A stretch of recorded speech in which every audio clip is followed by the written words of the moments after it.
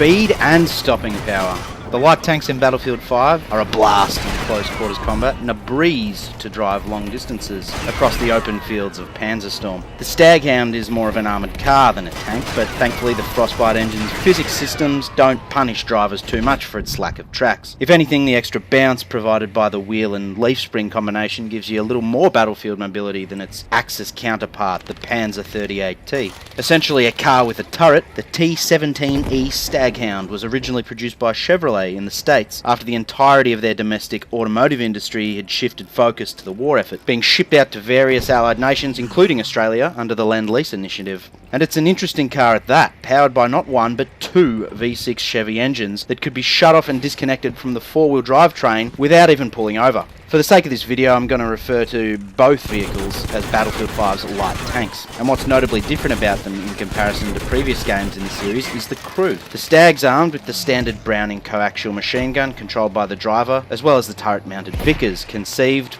but not very useful as anti-aircraft defence, and spots for passengers firing chassis-mounted God-knows-what machine guns. It's a far cry from the selfish flanker tanks of Battlefield 1, and coupled with the vehicle's speed, makes it immensely useful as troop transport when rushing points early on in a conquest match. Although unfortunately it seems only your three squad mates have the option of spawning in, so communicating with your team is key. Crazy thing is, this isn't even a crazy imagineering from the minds of EA DICE developers. The T17E Staghound really was built for a party of 5. Like the Gewehr 43, there's room to move here as the tides of war roll on. Howitzer cannons, dual half-inch Browning machine guns, even a Swiss 47mm gun coupled with the Hispano 20mm autocannon are all realistic possibilities. Personally, I'd like to see a bunch of different specialisations added, and maybe even the ability to use multiple setups in-game a la Battlefield 1, but I won't hold my breath. The anticipation might just kill me.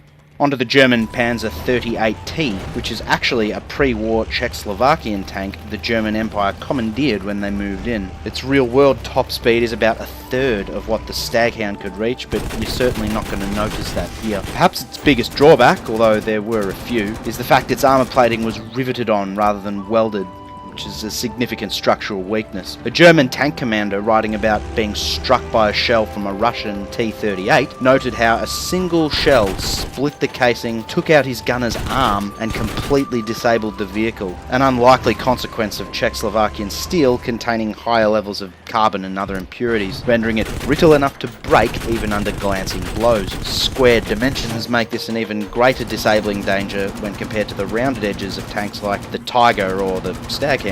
Again, it's the perfect tank to begin a round of conquest with, allowing you to get some armour to distant points in about 60 seconds. A buttload of 7.92mm machine guns let your passengers clear out close quarters infantry threats if they're feeling helpful. I'd aim straight for the spotting scope when it comes to speccing your 38t. Just as I did for the Stag, it's one of the most useful specialisations in the game, and brings back a bit of that quote-unquote 3D spotting so sorely missed in Battlefield 5. AP mine launchers are also a great idea if you spend a lot of your time alone, particularly on levels like Rotterdam and Devastation. But the real boost to its abilities comes with that 20mm HE autocannon. Just watch this guy run rings around me, shredding my gun carrier in front of a battalion of my teammates. It seriously neutralises the threat posed by Battlefield 5's medium and heavy tanks if you can get up close and personal and outpace their slow traversing turrets. Doubly so on the turretless Churchill gun carrier, as demonstrated through gritted teeth. It's unlikely EA DICE will get as creative with the 38t as they could with the Staghound. An anti-aircraft variant seems unnecessary given the presence of the Flak Panzer IV. Tank destroyer upgrades could be interesting, I guess, but if we get anything at all, I'd hope it'd be an armour boost. Later models experimented with the riveted armour by bolting an additional 25mm plate to the front of the 25mm hull, thus doubling its shield thickness, although not necessarily its effectiveness. The ability to drop supplies for your teammates is handy on the Staghound and wouldn't go astray on the 38t either, especially when capping those risky first objectives.